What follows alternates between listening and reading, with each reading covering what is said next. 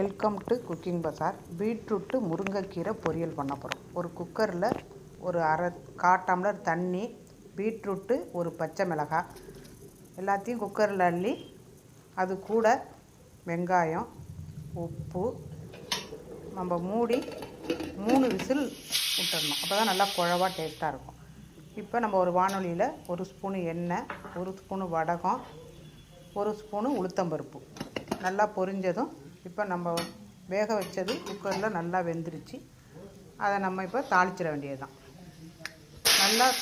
நல்லா கொட்டிட்டு ஃப்ரை பண்ணிவிட்டு நல்லா அது ஃப்ரை ஆனதுக்கு பிறகு அது மேலே முருங்கைக்கீரையும் வச்சு நல்லா நம்ம ஒரு 2 நிமிஷம் நல்லா வதக்கிக்கணும்.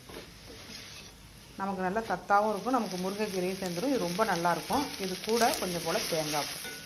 இப்போ நல்லா சுருளை வதங்கினதுக்கு பிறகு நம்மளோட பீட்ரூட்டு முருங்கைக்கீரை பொரியல் சூப்பராக ரெடி ஆகிடும்.